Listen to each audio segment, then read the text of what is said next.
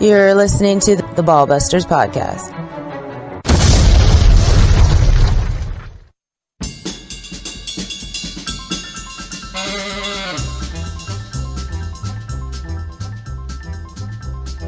We now return to Baal Busters Podcast, already in violation. This is Daniel with the Baal Busters radio show, podcast, RokuTV channel, JoshWhoTV channel, and brand YouTube channel. Here with me today, amazingly, I can't believe it, it's finally happened, I have Dr. Peter Glidden, who is a naturopath for, I believe now, for the last 33 years, correct? Yep. Yeah. How time flies. Right? And today we're going to talk about a few things because obviously people can tell something's not right, and it's wrong in a very big way, and it's affecting everybody's life now in a way you can't really ignore it anymore. It was maybe if you had interaction with family members being, misdiagnosed or just mistreated by their doctors, maybe you saw it firsthand early on, but now everybody's experienced it because they're kind of pushing everybody through the same system. And I'd like to have Dr. Peter Glidden tell us what exactly is going on and what's going wrong with the medical industry. Well, the one word sums it all up: monopoly. Mm-hmm. Absolute power corrupts absolutely. We've had a medical monopoly in this country since 1912. It's hiding in plain sight. It's been in existence for so long that nobody even recognizes it as a monopoly. And that's a problem because it's a one-trick pony. And so, we busted up AT&T years ago because long-distance calls were like $1 million a minute. That was a good idea. But we haven't done anything with the medical monopoly because the pharmaceutical industry controls it, and the pharmaceutical and everybody in Washington, D.C. is in the pocket of the pharmaceutical industry. The media is in the pocket of the pharmaceutical industry, and you don't have to be a conspiracy theorist to understand that. All you have to do is just turn on TV and count the number of pharmaceutical ads and just follow the money. And, this is a problem. And I can give you a little bit of a background on the problem. So I'm a licensed naturopathic physician, and in order to become a licensed naturopath in the United States, it's 4 years pre-med, 4 years naturopathic medical school, and fully accredited, by the way, by the United States Department of Education naturopathic medical school. 1,000 hours of clinical supervision, then you have to graduate, then you have to pass national boards, state boards, and get a license and do continuing education credits, full-blown primary care. But our profession, members of my profession, are trained to develop and deliver therapeutics that actually attempt to cure the condition. Right, instead of just treating the symptoms, right? Yeah, instead of just masking the symptoms. Yeah, and this is the biggest distinction that people in the general public are completely unaware of. Your medical doctor may be the nicest person that God ever created, but your medical doctor doesn't practice medicine. Right. No, nobody practices medicine, right? Medicine's a big umbrella. And your medical doctor practices allopathic medicine. And allopathic medicine doesn't cure anything. It manages it. So the heartburn is never cured. The depression is never cured. The high blood pressure is never cured. The fibromyalgia is never cured. The insomnia is never cured. The arthritis is never cured. The kidney problem is never cured. The liver problem is never cured. They're managed with pharmaceuticals and surgery. And the older that you get, the weaker that you get, the more dependent on the drugs that you get. And then the last 10 years of your life, it's a revolving door to the emergency room. And the older that you get, the sicker that you get. And it's a gigantic problem. However, because of the monopoly, which has been in place since 1912, in 1912, Congress granted the American Medical Association exclusive control over who could and who couldn't practice medicine. They gave it the power to the MDs, and they kicked everybody else off the bus of medicine. So the homeopathic doctors, the chiropractors, the naturopaths, the botanical medicine people, everybody who was an MD got kicked off. It was a hostile takeover of medicine. And it was sold to the American public as, we're cleaning up medical education. It wasn't. It was a hostile takeover, and the intention of which was to ensconce the pharmaceutical industry in the first place, and they've been there ever since. Yeah, I have it being founded in 1847, and I think Dr. Daniel Clark was the first doctor to, bring it up from like 4 weeks, almost like a certificate to practice medicine, up to like 8 weeks, and that was the first step. But when you got to somebody like Frederick T. Gates, who was working for Rockefeller, that's when they decided to make it so incredibly long, incredibly expensive that only the certain, elite people who had the money to do so. So it was exclusionary, so that only certain people could actually practice medicine because they couldn't even get through the schooling to do so. Yeah, 100%. And then they instituted a language monopoly where they made everything in Latin. Notice they do the same thing with law too, right? So they gotta have it both ways. So it elevated medicine in the social consciousness. So the average Joe on the street thinks that medical doctors are much smarter than they are, and they're not. Right. And look, don't get me wrong. Allopathic medicine is fantastic for surgery, trauma care, military field medicine, and childbirth, and dentistry. Yeah. I mean, thank God for lidocaine. Oh, yeah. And general anesthesia. But honest to God, for most of the conditions that most people go doctor for, most of the time, it's the wrong dog for the hunt. But because of the medical monopoly, people are simply not aware that there are any alternatives.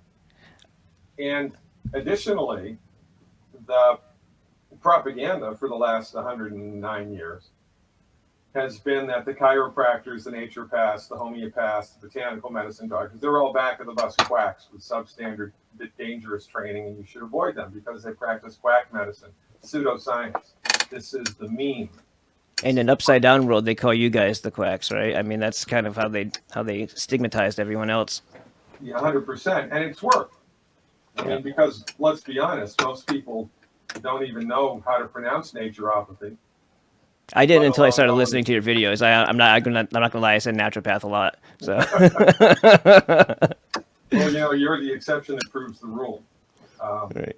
So the biggest problem that we have here, and as has been evidenced by the whole coronavirus nonsense for the last 2.5 years, is the medical monopoly.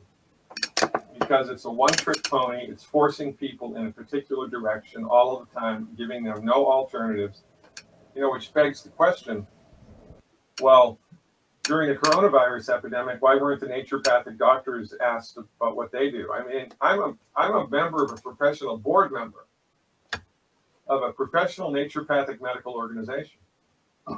We have 250 plus members, tens of thousands of patients collectively, and only, don't quote me, it was either 3 or 5 of our patients total out of tens of thousands died from complications of coronavirus. They didn't die from the virus, they died because they had comorbidities. Comorbidities, right. They were on their way out anyway, and coincidentally they got coronavirus. And guys, you can't mess up your life for all of your life and then go to a naturopath and expect them to fix everything in a week either.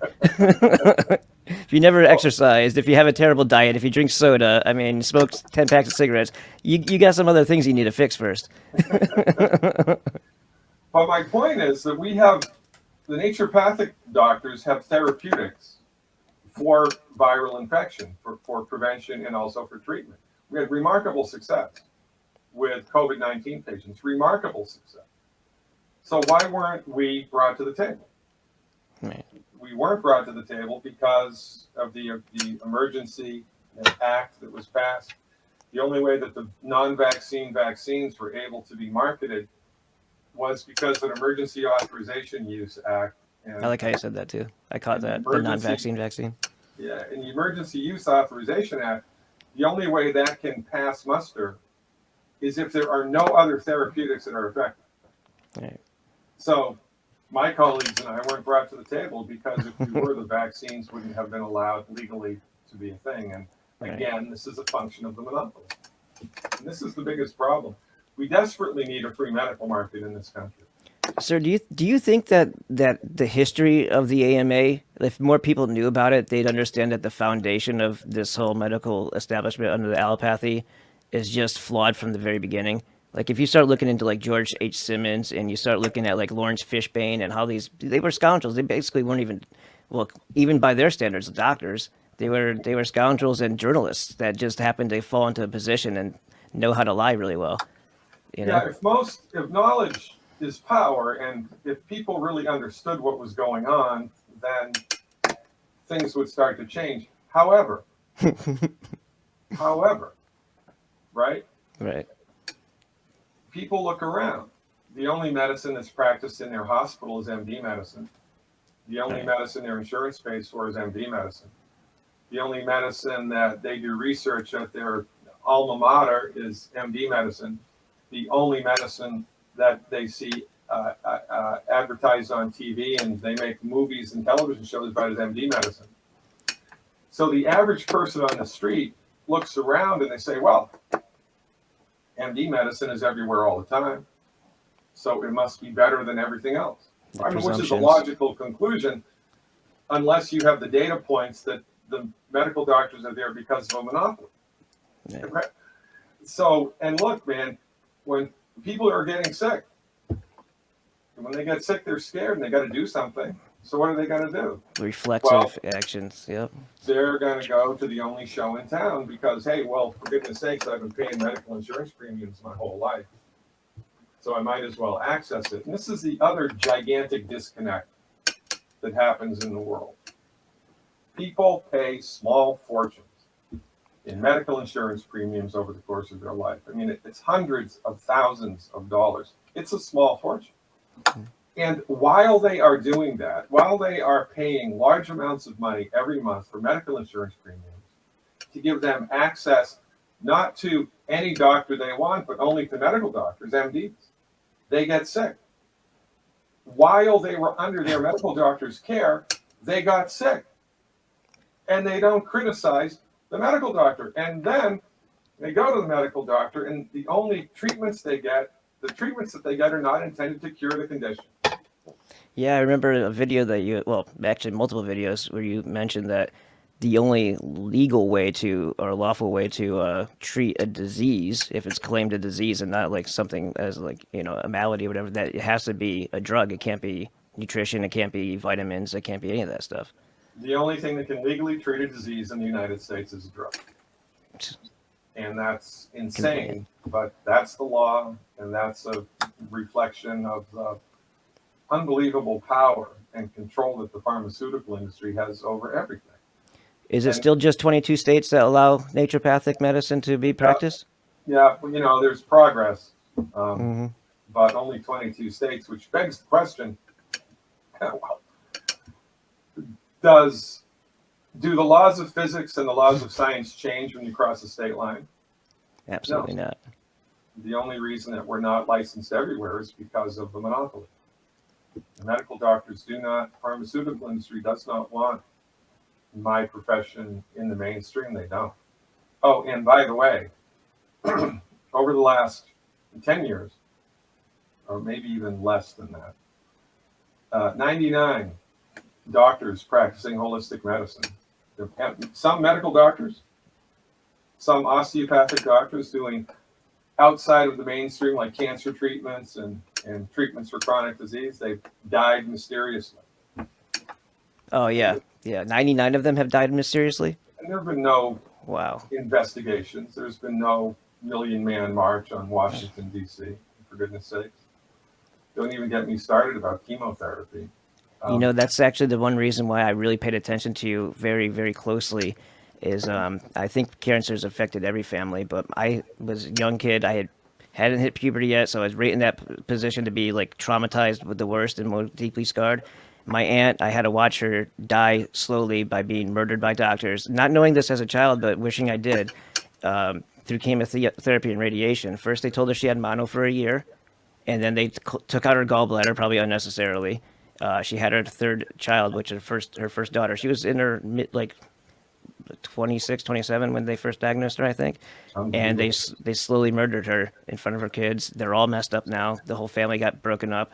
I mean, it was the very traumatizing experience for everybody involved. And obviously she had to go through hell. And we didn't know better. We didn't know better, and I was too young to figure it out. And there's child prodigies out there, so I still feel guilt.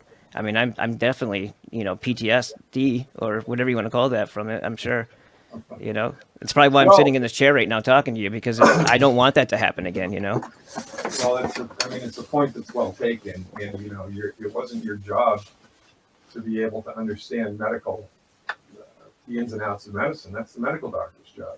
Right. But it's a point that's well taken because of the monopoly. When the medical doctors fail, right? When the medical doctors, while somebody is under the care of a medical doctor and that person gets sick, and then the medical doctor gives them a treatment that fails, and then another treatment that fails, and then another treatment that fails, and then the patient dies. What's interesting about that? Because of the effects of the pharmaceuticals, nobody criticizes the medical doctor. And nobody gets a refund when the treatment doesn't work either, which is, correct. What happens instead, because of the propaganda and the socialization, is that people will organize a 5K run. They'll generate $20,000 and they give it to the medical profession who failed them. Right. Go right back to allopathy and nothing for no grant money or anything like that for any other type. But this can only happen inside of a monopoly because people legitimately don't know that there's another way, and they legitimately don't understand. You have to seek it. It doesn't just pop out in front of you. You got to look for it for sure. 100%. And usually, I mean, I've never crunched these numbers, but it's fair to say that over 80% of the patients that visit a naturopathic doctor's office, they're at the end of their rope. They visit the naturopath because the medical doctors have failed them, and then they failed them, and then they failed them again, and then they said, oh, son of a gun, I'm finally done with you guys. So they seek us out as kind of a last resort. Too much damage by that time sometimes, though, right? I mean, well, you'd be surprised. I mean, you wouldn't, my profession does not offer a magic cure for every human ailment, but you wouldn't believe the things that I've seen people recover from. Before in my early days of my career, I used to think there's a limit. And, I don't know of any therapeutic that's going to regrow a severed finger, right? Right. But some of the things I've seen people bounce back from was like, oh my God, really? So this Can I ask you? Medicine has lots of promise. Has anybody that you know? Law. Absolutely, yeah, and you would think that you would want to treat a biological organism in a natural way since it's a natural being. Have you ever seen anybody come off of dialysis? If they've been on dialysis, has anybody ever, yes. improved their kidneys that well? Yeah, 100%. That's amazing. That's a big one right there. Yeah, the guy that I golf with, he's 75 years old. He was a friend of my father-in-law. And his kidneys started to fail 2 years ago. And they told him that medical doctor said, well, in 3 months you're going to be on dialysis. And so he tapped me on the shoulder and he said, hey, well, what do you have for me? So I outlined a program for him, with dietary change and nutritional supplements and some other things. And I can't do all that. He said, just give me the bare minimum. So I gave him botanical medicine bare minimum treatment. And it was to take 4 milliliters 3 times a day of a botanical medicine solution that was designed to optimize the structure and function of the kidneys. And every 6 months, he went back to the doctor to get his kidneys checked, and every 6 months they improved. And then they improved. And then they improved in just May 1st, I think, or June 1st. It was June 1st. His kidney function is 100% normal. Wow. And that was with the minimum program. I didn't think it was going to work because, there's a lot of factors, but it worked for him. And, God bless him, we kept him off of dialysis. That's amazing. So, yeah, there's the potential of this medicine is huge. And in a free society, a free medical market, this medicine would be in the majority, because in a free medical market, or in a free market, people gravitate towards what works, right? Right. So I've always said that if by some genie in the bottle magic, we all woke up tomorrow and there were just as many naturopathic physicians as MDs, we had hospital privileges and insurance coverage, and they did 50% of the research at universities on naturopathic therapeutics, that within 5 years, medical doctors would be out of a job. The only medical doctors that would still be practicing would be the surgeons and the emergency room docs and the military fields people and the obstetricians and the dentists. That would be it. Right, because the other stuff that they assume ownership over, as far as like the the field of knowledge, it's like okay, I'm a chef. Can you farm? It's like no, that's not. It's related, but it's not exactly what I know about. It's like, yeah, but and again, right? I mean, I'm a holist. So holistic medicine argues that you always need to figure out the root cause of the problem. right. What's right. the root cause of the problem? Well, the root cause of the problem that we have in society right now is the medical monopoly. You know what? Do you run into like really stubborn people? Because I have a grandfather who is on dialysis. This is the reason I asked. He's 88 now. It was his daughter that had the leukemia. Well, so they say, she had leukemia. And he's been on dialysis for about 5 years now. And they convinced him to take all 4 shots, even though he's on dialysis with congestive heart failure as well. Like, why would they consider that even a thing? He's in the VA, so obviously there's also that going on. And we can't get him to take anything that's even, he won't even take a vitamin unless he says, I'll have to ask my doctor first. Still. The older that a person is, Yeah. the more likely that is to happen, because the older that you are, the more socialized you are, because your whole life you've grown up inside of the monopoly. Right. And that's like coming along and telling somebody, hey, by the way, did you know that the earth is flat? Mm-hmm. Right. It's like, and I'm not a flat earth person. I don't think that the earth is flat. It's like telling a Christian there's no God or something, It's like, yeah. Right. They just can't, can't go there because it's too much. Now, and you just touched upon another really important point. Your medical doctor doesn't practice medicine. Your medical doctor practices allopathic medicine. Materialism. And allopathic medicine is based upon Newtonian physics. Mm-hmm. And Newtonian physics argues if it can't be measured, it doesn't exist. So since nobody has measured the soul or seen it with an MRI or a CT or an X-ray, it doesn't exist. So medical doctors are trained to believe that consciousness itself is a function of biochemistry. That the body is basically a bag of biochemicals waiting to break, and when the body does die, it's lights out, game over. There's no such thing as life after death. There's no God. There's no spirit. There's no nothing. It can't be measured. It doesn't exist. So your medical doctor practices therapeutics which are 100% atheistic. Right. And that's a problem, because if the human body is in fact inhabited by a spiritual force, which it is. Right. Absolutely. If there is in 100%. fact a God, if there is in fact a vital force which is running the show in the human body, if you completely disregard that, if you're blind to that, then your medical therapeutics are going to be piss poor.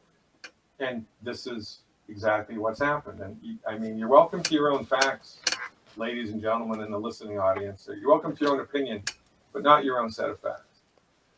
I love Over that. the last 109 years, since the MDs have been in exclusive control over the development and the delivery of medicine, we're getting sicker.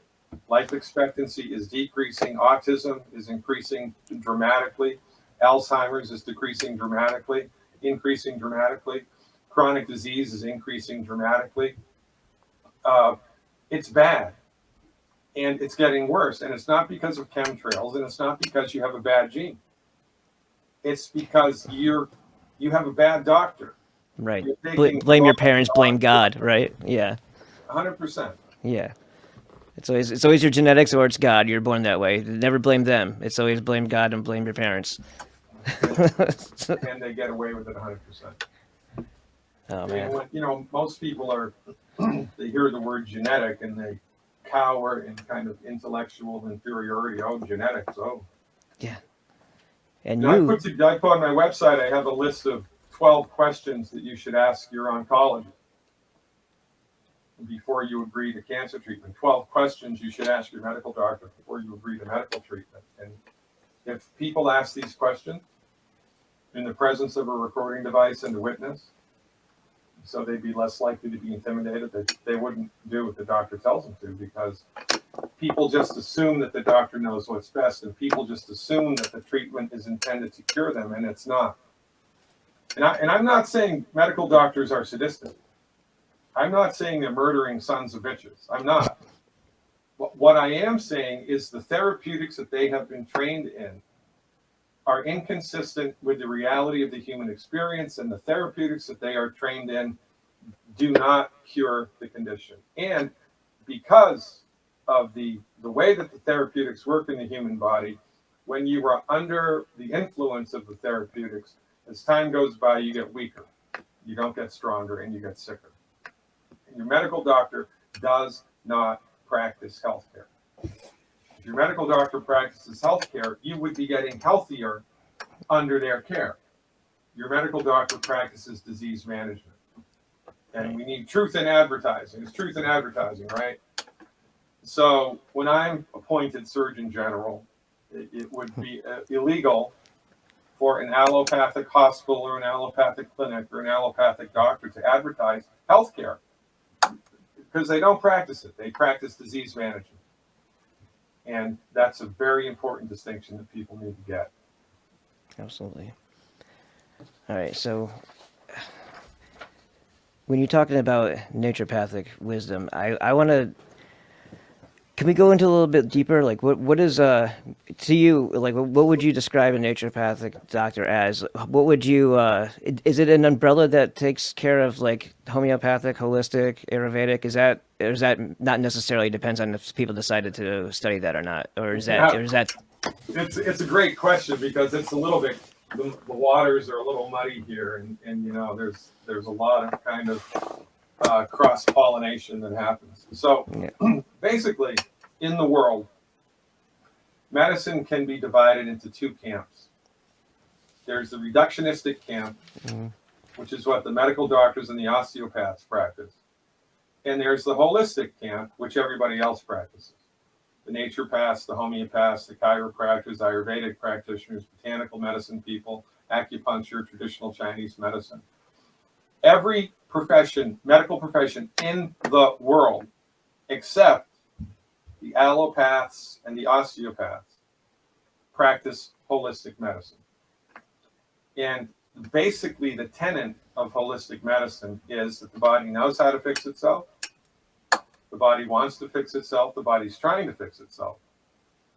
So the holistic physician's obligation is to develop and deliver therapeutics that support the body's built-in God-given ability to fix itself, to attempt to cure the condition. And chiropractors do that one way. Ayurvedic doctors do it another way. Everybody has their own take on it. But the goal is the same. Different ways up the mountain. But the goal is the same, to get to the top of the mountain. And the top of the mountain would be to bring the patient into a state of health. So if we had more proper nutrition, if we were getting everything that we needed in our diets already without any assistance, then we probably would have had already these building blocks that we would have needed to fix ourselves. But because we are deficient in things, it appears that the body isn't smart. Is that maybe possible? Yeah, I mean, that's a great way to put it. So if you didn't know that nutrient deficiencies, not enough vitamin C, not enough calcium, not enough magnesium, not enough tryptophan, not enough whatever. By the way, there are 90 essential nutrients that the human body needs. 90. 60 minerals, 16 vitamins, 12 amino acids, and 2 fatty acids, for a grand total of 90. An essential nutrient is something that the body needs in order to function, but it can't make. So essential nutrients have to be imported into the body. And all chronic disease is related to nutrient deficiencies. There are other factors also, but nutrient deficiencies are a big deal. Now, and if you did not know that, you'd look around and you say, well, everybody is sick all the time. It just must be life. I mean, that's life. Because look, everybody's sick. Everybody's overweight. Everybody's got something. Everybody's got high blood pressure. The older the people get, the sicker that they get. And that must just be the way that it is. Well, it's not. It's the way that it is under the care of the MD. It's not the way that it is under the care of the naturopathic doctor. I'm 64 years old. I don't take any prescription meds at all. And my blood work is perfect. And it's not because I have a bad gene. I mean, a good gene. I mean, you can just look at my brothers. So the point here is that nutrition, medical nutrition, is one of the foundation concepts of naturopathic medicine and of health. And if everybody in this world were properly nutrified, 50% of disease would be eliminated. It's just 50% of people who are sick, they wouldn't be sick. Right.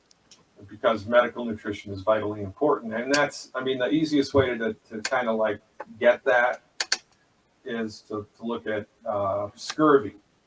Yeah. Scurvy, it was a horrible disease.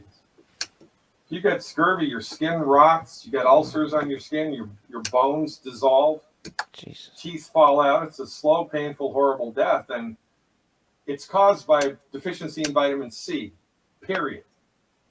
You put vitamin C back into the body, scurvy goes away. All of that goes away. It disappears because it's a deficiency illness. Rickets is a deficiency in vitamin D, like David.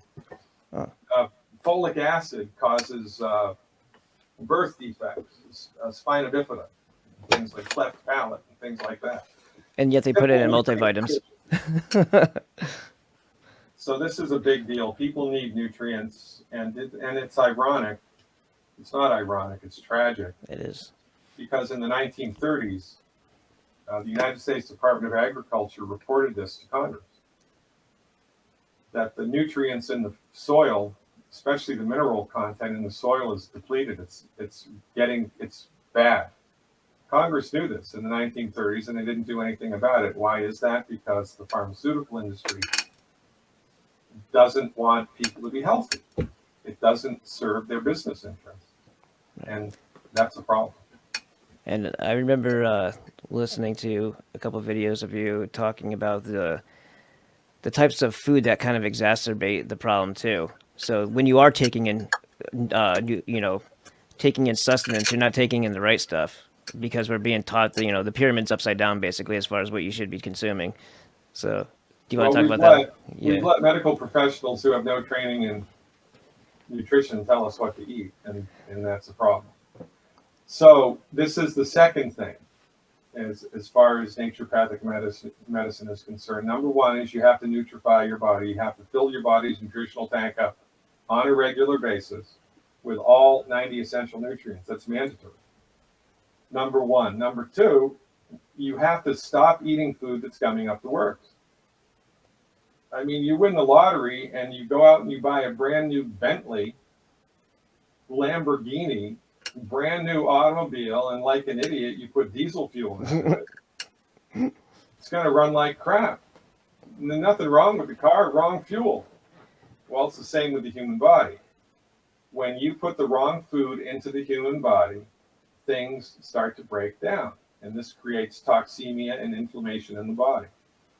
And that's the second phase of naturopathic kind of understanding of how to make people healthy. Number one, nutrify. Number two, clean the diet up. And I've identified 12 foods that nobody should look at, let alone eat. And all of these foods, and this is not a coincidence, this has happened on purpose. These foods are what most people eat most of the time. And that's not a coincidence. That's by design. And if it's a cheaper version of that type of like grain or whatever, it's most likely going to be genetically modified and definitely sprayed with glyphosate. I like to call it glyphosate because I think of like this is like the Mystery Babylon Egyptian type people, and so it's like a hieroglyph, glyphosate. It's like their little signature. Yeah. And so that's the third thing, is environmental toxins inside the body, things like glyphosate. right. And, flame retardant material. Right. Anything that's a desiccant is not going to be good for you to consume. All kinds of stuff is floating around inside the body, and it's not good. It's going to gum up the works. And so that's the third tenet of naturopathic medicine: detoxify. You have to do things to help your body get rid of the crap that's in it. I mean, people change the oil in their car and the oil filters every 90 days, but they don't do anything at all to detoxify their body, to clean their bodies up. Why? Because their medical doctors haven't been trained in it. Their medical doctors don't believe in it. Their medical doctors are idiots, quite frankly. So would you say that it would be more, because I hear you saying gum up the works a lot, and it just makes me think of plaque buildup in a heart. Yeah. And is that really because of cholesterol, or is it because of like something like an insoluble protein that's getting stuck in your body? Yeah, it's due to inflammation. There's a medical researcher, he's a medical doctor from Russia named Uti Ravenskov, and about 15 years ago, I think, he did a meta-analysis of all the research ever done on cholesterol and heart disease, like ever. There's no relationship between high cholesterol and heart disease. It does not exist. Let me say this again. This is academic, by the way. This is not Dr. Glidden's opinion. 2 + 2 = 4 does not equal 5. The sun rises in the east. It does not rise in the west. The sky is blue. It is not red. And there are facts, right? These are the facts.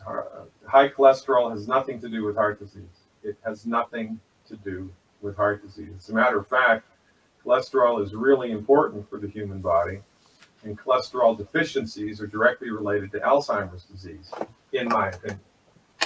So gumming up of the arteries in the body, around the coronary arteries, atherosclerotic plaque buildup, is a function of inflammation. So you're eating all the wrong foods all the time. It creates inflammation. It creates the formation of a little particle in the body called a free radical.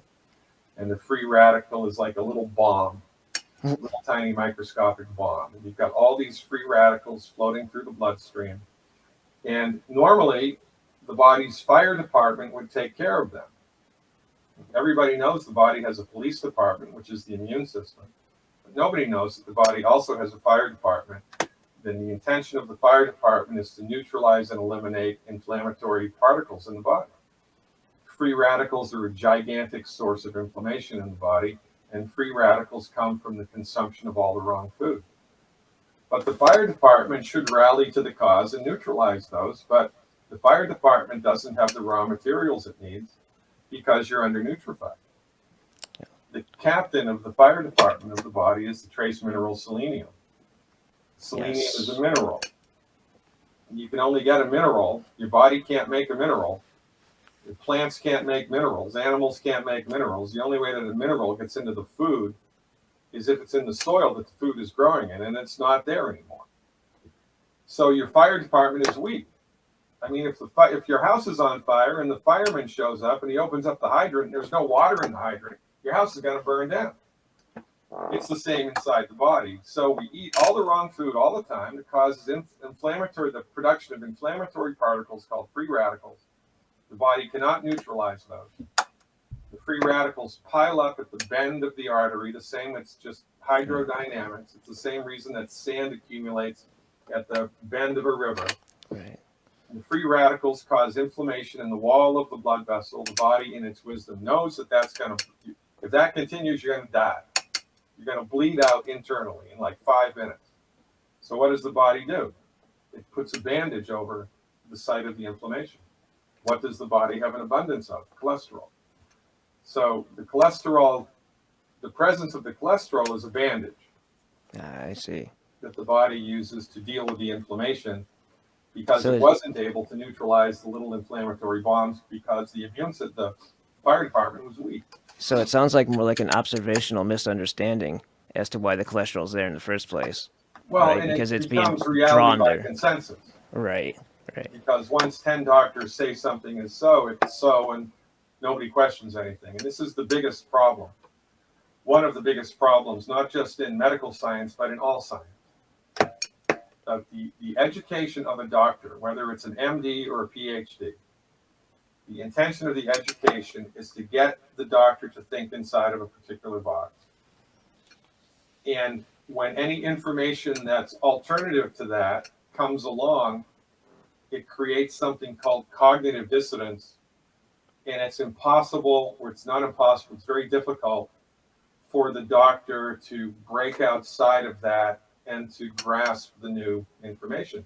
Max Planck, the guy that discovered quantum physics, the creator of quantum physics, said science progresses one funeral at a time. What he meant was that the current generation of scientists or doctors have a worldview that's very narrow. And it's in order for that to widen and accept new ideas, that generation has to die because cognitive dissonance is so great. And this is a giant problem with the whole cholesterol thing. I mean, I've read the research. I read Ufi Ravenskov's research. Why hasn't the cardiologist? Because the cardiologist is intellectually unable to go there. It just can't go there. Yeah. Because of the cognitive dissonance. And, people put scientists on pedestals and they shouldn't. And scientists are amongst the most closed-minded and dangerous people in the world. And if you're immersed in that for 8 years of your life and everything is, echoing the same exact tune, you're going to just by nature, your record is going to be imprinted with those bumps and those pits. So you have that in you forever. That's going to be the tune that you play. Yeah, and that's why the medical education is set up like that. That's why the PhD programs are set up like that. It's in order to brainwash people, basically. Right. I mean, I hate to use that word because it's an overused word and people don't really understand it. But the intention of the education of a doctor is to program them neurologically to think in a particular way.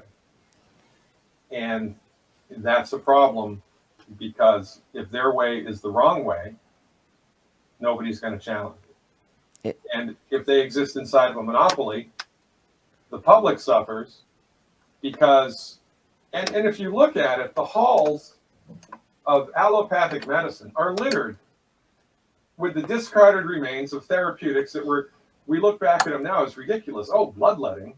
Right. You've got to be kidding me. But back in the day, it was all the rage. And it was the thing to do. And if you didn't do that, you were back of the bus quack. You should be kicked out of medicine, for goodness sake. But naturopathic medicine, the chiropractic medicine, Ayurvedic medicine, we don't ever discard anything. We build on it. We add new things, but we never discard because our therapeutics are based on natural law. And natural law is inviolate and it never changes. Right. Allopathic medicine is based on intellectual whims. Is it accurate to say that when you get into the deeper MD schooling, that the majority of the textbooks are written by pharmaceutical companies? Oh, yeah, 100%. And the journals. And there was a woman, I think she was the editor-in-chief of the New England Journal of Medicine. She was either that or the editor of JAMA, the Journal of the American Medical Association. Her name was Maria Angel. When she retired, she didn't say this when she had a job, but when she retired, she said medical journals have become information laundering sources for the pharmaceutical industry. Wow. And that basically it's propaganda. So if a pharmaceutical company conducts 100 trials on one drug, and 97 trials say that the drug didn't work, but 3 say that it did, the 3 that say that it did will be published, and the other 97 are rejected and never brought to light. Yeah. A little bit of lie with statistics, and then a little bit of lie by omission added to the mix. Yeah, 100%. And again, people trust their doctors. They think that their doctor is smarter than they are. They think that their doctor has integrity, and they don't. Yeah. And again, here we are. What are you going to do? I liked what you were saying about, I think it was breast cancer, and it was like the 5-year survival rate, how they were manipulating that, and it's kind of funny because is it really are you really, they talk about remission, not cure, number one, so they're expecting it to be coming back basically, and that's probably due to the treatment that they give you after the fact once they cut something off of you. So I mean, did they fix you or did they maim you when they took a part of your body away from you forever? Like, I mean, is Well, that the that's, way to I do mean, it? again, you're making excellent points, and it's really outside of the box thinking that when it comes to cancer, the tumor is not the disease. Right. The tumor is the result of the disease. It's how it's manifesting So if you itself. simply remove the tumor with surgery or chemo or radiation, but you don't eliminate the cause, it's going to come back. Right. And that's why the American Cancer Society, like 20 years ago, stopped even using the word cure. And now they use 5-year survivability. So that means if you're diagnosed with cancer and you die from that cancer 5 years and 1 day after the diagnosis, it's considered a positive treatment. It's hilarious. It's It's sad. the only profession that you can fail upwards. It's the only profession. Yeah, there's so many things here, like the conflict of interest here. I mean, you would think that intelligent people going through the school would start to see these things as they're going through it. Like how deeply affected are their minds when they're in these classrooms? Because I mean, just knowing that, hey, sponsored by Merck, this is my textbook or whatever. Like how would you not think that there might be something suspect about that? Is it the potential money? Because you've invested $150,000 in your education, and now you have to pay it off. Point of no return kind of thing. Yeah. 100%. You do. Yeah. It's like King Lear, right? Going backwards would be just as bad as going forward, so I might as well just go forward. And then there are people who are in the meat grinder, and then it's reality by consensus, and then they're screwed. But they're surrounded by people who think exactly the same way, and so everybody's good. And I mean, honestly, I don't get how a medical doctor can practice for more than 10 years and not just completely burn out. How does a pediatrician do it and see all that suffering? Because nobody gets cured of anything. I mean, you can fix a broken bone. Maybe you can fix a burn. You can stitch up a wound. Fine. But everything else, nobody gets cured. Nobody gets better. People get sicker as they get older. And I don't understand how a human being can just work like that for decades and not start to have any type of introspection and say, well, maybe there's a better way. Right. There is a better way. It's called the naturopathic way. But history doesn't repeat itself, it rhymes. So if the story's true, not everybody who had the chance to got on board Noah's Ark, right? It's the same now. Not everybody who listens to this radio show is going to understand what I'm talking about and is going to investigate naturopathic medicine. Maybe 10%. And of those 10%, maybe 2% will take action. And I guess it's just the world that we live in. And what kind of actions would you recommend? Like, I mean, you have plans laid out. You have things that are available for people based on your research. What do you? Yeah, I know. There's certain ways you have to write it. Like, when you're saying when you go to a store and it says bone and joint, it can't say arthritis, but you can kind of figure it out if you just use your head a little bit what it's actually meant for. I mean, you have these things set up so that the more common things that people would have ailments for, you already have a solution or an answer to may get you there a little bit quicker. Get you on the right track at least. Yeah. So I appreciate the plug. So here's the cliff notes to this whole thing, right? Yeah. So there are currently about 250 naturopathic doctors in the world that I would feel comfortable referring a friend or a family member to. By the way, the website to go to get that list is called the Naturopathic Medicine Institute. Naturopathic Medicine Institute. Just do a web search for that. Naturopathic Medicine Institute. They have an inventory of Dr. Glidden approved, for lack of a better way to say it, naturopathic doctors, and there might be one in your hometown, which would be great. Right. But, 250 people, and how many people are in the United States? Right. Is it 300 million in the U.S.? Yeah, thankfully, that I've heard 350 and I've heard 330, and yeah. Okay. So simply not enough naturopathic doctors to go around, right? Right. So I've been doing this for 33 years clinically. It'll be 34 years in September. And one of the things that I've noticed is that there are simple things that everybody can and should do from the comfort of their own home in order to get into the game of healing, in order to stimulate their body's ability to fix itself. Sometimes you need to have a private consult with someone like myself, but the first thing to do is educate yourself about, well, what are the good foods, what are the bad foods? What are the nutrients that I need, and how am I going to get them, and how many should I take, and what botanical medicines should I take if I've got a kidney problem or whatever.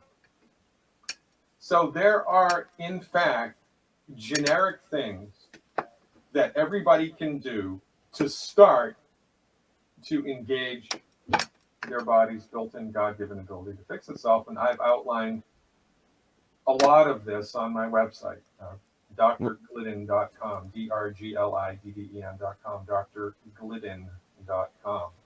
Does that one reroute you to the Rise one? Yeah, I've got a number of URLs. Another that website directs you to riseupintohealth.com. Yeah. It's the same site though, right? Okay. So on that site, drglidden.com or riseupintohealth.com, I have information available on a month-to-month subscription. And if you become a subscriber at my website, you get immediate access to hundreds of hours of videos that I put together. I talk about 88 different ailments. I talk about cholesterol myth busting. I talk about safe ways to detoxify your body, effective ways to lose weight. I talk about a lot of things. And my information, by the way, I don't sell vitamins. I don't sell nutritional supplements. I don't have any skin in that game. I can tell you which ones to get, and I can tell you which companies to use. Yeah. But I don't have any financial association with that, so my information is clean. And the information that I present on my website is based upon actual clinical experience, and not just of myself, but of myself and a number of my colleagues. This is the stuff that we have actually seen work in clinical settings. Yeah. This is not, the new flavor of the month brought to you by this nutritional supplement company. It's, by the way, it's owned by Merck. Right. That's the cure-all for weight gain. It's not like that. This is science-based, clinically verified therapeutics developed and delivered by licensed naturopathic physicians. And knowledge is power here. Right. And I've put together a tremendous amount of knowledge It's a tremendous amount of knowledge to be gained by hanging out on my website for a little while. Absolutely. And I think I was listening to one of the videos that you had on Operation Freedom when you were discussing, it was the longer of the two videos. First you had the 12 foods you should avoid, and then on the other part you had you and Dr. Dave Jana talking. And you had just mentioned that, once if you get into the program where you can actually access the videos, you can share them with other people, and then if they come to you or whatever, it helps build a community of awareness.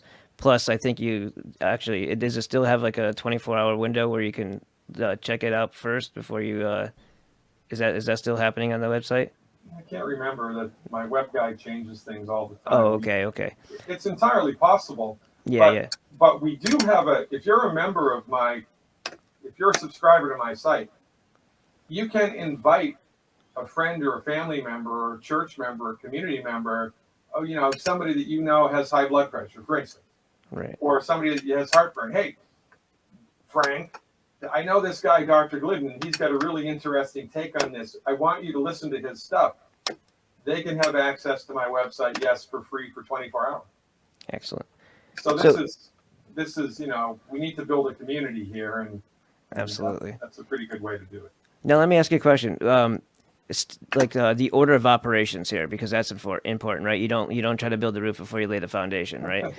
So, what would you say? Do you think most people, because of their just food in general, even if you're trying your best to eat clean, if you're not growing it, I mean, chances are you're getting something in here that's not supposed to be there. Would you say a detox, like a mild detox, and sometimes you can overdo that too. Like a detox would be something you want to do before you try to absorb nutrients, because something's probably going to, deflect everything you try to put in you in the first place if you don't have a detox first. Ghost Rider. No, it's the opposite. Negative. Okay. So first you nutrify. Okay. And then you detoxify. Interesting. Okay. Because the detoxification process in the body is mostly managed by the liver. Oh, so, okay. And it's in 2 phases, which both are nutrient demanding. So if you detoxify a body, and there's ways you can do it, but if you do it, but the liver doesn't have the vitamins that it needs to handle the detox, it's like stirring up a hornet's nest. Ooh.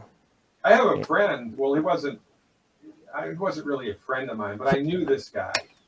We were in the same circle of people years ago, before I went to even pre-med. He was a serious born-again Christian. And for some reason, he got it in his head that he was going to go into the woods and do a 40-day water fast like Jesus. And he actually did it. He pulled it off in the Pacific Northwest. He went into the woods and did a 40-day water fast. God bless him. 2 months later, he got leukemia. Oh, geez. Because when most of the toxic crap that's in the body sticks away in fat. Most of it is fat soluble. So the body sticks it away in fat. And then you lose weight, you burn fat. You liberate the toxins into the bloodstream. Yeah. But now you're not eating, so your body doesn't have the nutrients it needs to detoxify. Wow. So that's incredible. So this is the type of information that I have on my website, right? Which is why it's important. Yeah, very important. Everybody needs to know this. No, I've just recently picked up bodybuilding again. I don't do anything, like I don't add stuff. I don't inject. I don't do any of that weird stuff. I just lift weights, and that's what I do, right? But I noticed, and I've noticed this for a long time, like overloading yourself with whey and casein, like these are all milk products that have they're not good for you to do that.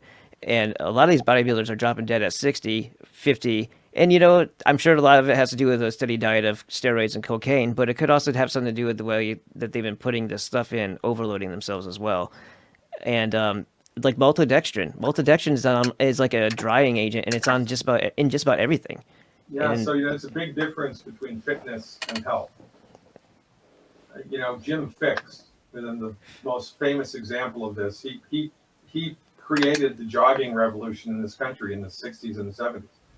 He was the guy that he was an ultra marathoner. He wrote a book called The Runner's Bible, and he was the guy that started everybody running and jogging and exercising, Jim Fixx.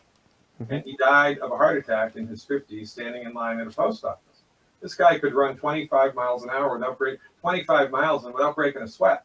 Yeah. So he was fit, but he wasn't healthy. And if you think fitness has anything to do with health, just look at sports people when they retire. Yeah. Tiger Woods breaks his leg swinging a golf club. You've got to be kidding me.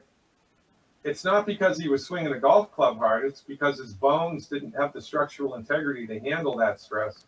Why didn't they have the structural integrity? Because he's undermineralized. Why is he undermineralized? Because he's got the wrong doctor who doesn't know anything about this. And everybody is undermineralized, by the way. Everybody is undernutrified. They'll give you an osteoarthritis medication instead of telling you to take some calcium, right? Or selenium. And then the osteoarthritis medication over time makes your bones weaker. And I'm the quack. Right. That's a funny way to put it. Yeah. I thank you. I have another appointment. Absolutely, right now, sir. And I have to bounce. This has been amazing. I appreciate your time. I really respect you as an individual, as a person, as a doctor, all that stuff. And I'm very pleased to finally get to talk to you. It's kind of like one of those bucket list type things. So now I can check another box. Well, thank you very much. I'm happy to come back anytime. Yes, sir. Just let me know, because people need to know what I and my colleagues know. And honestly, what I and my colleagues know is the best kept secret in 21st century medicine. Again, we don't have the answer to everything, but we do have science-based, clinically verified, very sophisticated therapeutics, which are based upon natural law. And people should at least slam these doors and kick these tires and see how they feel. I appreciate everything that you do. Keep up the good work. And I'm gonna say your line for you. You don't know what you don't know. See you next time. Thanks. Thank you, sir. Bye.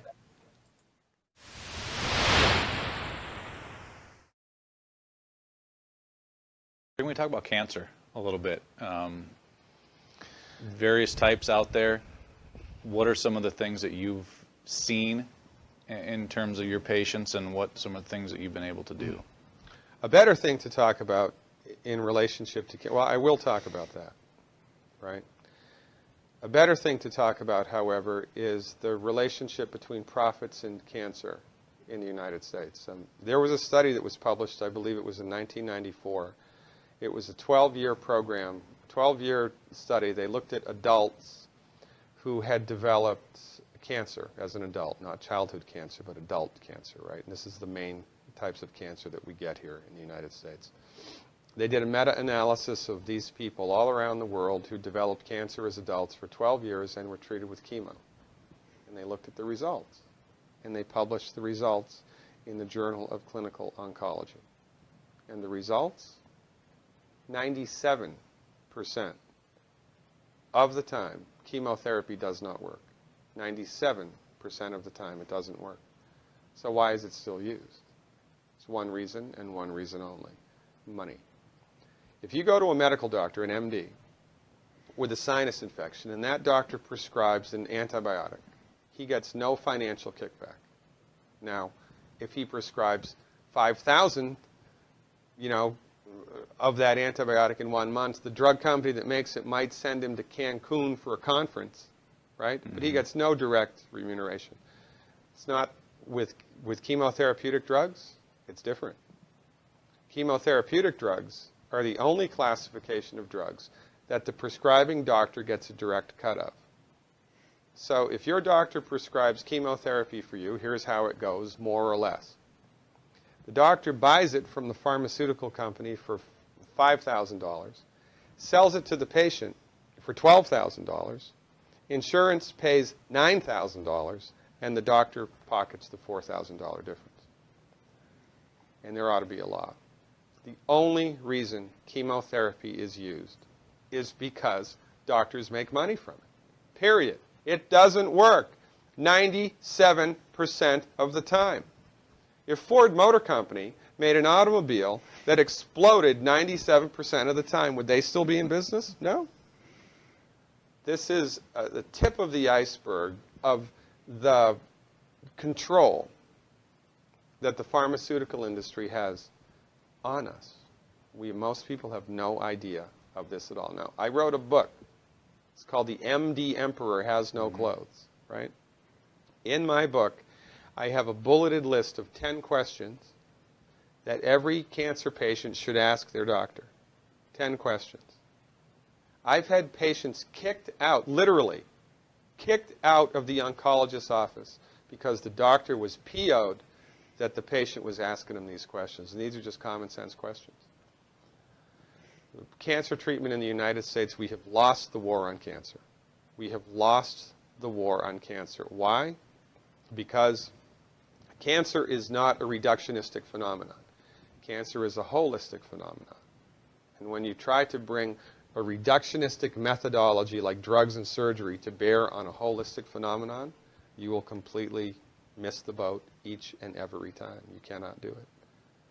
Medical doctors are like colorblind art critics. They can see that that's a boat. They can see the black and white outline, but they're completely blind to all of the colors and textures that make up the substance of the thing. It's no difference with cancer. The reason that people get cancer in the United States and the reason that we have completely lousy outcomes is because medical doctors are driving the research bus. When women get together and do a 5K run for breast cancer, all of that money, do you think any of that money goes to nutritional research? Do you think any of that money goes to homeopathic research or acupuncture or traditional Chinese medicine or naturopathic research? No. All of it goes to drugs and surgery, which do not work. Now, why aren't those women running for selenium? If every girl in this country took 200 micrograms of selenium, in one generation we'd eliminate breast cancer by 82%. That's a big number. Why aren't we doing that? Because medicine in the United States is a for-profit industry, and most people are completely unaware of this, and most people bow down to the altar of MD-directed high-tech medicine at their own demise.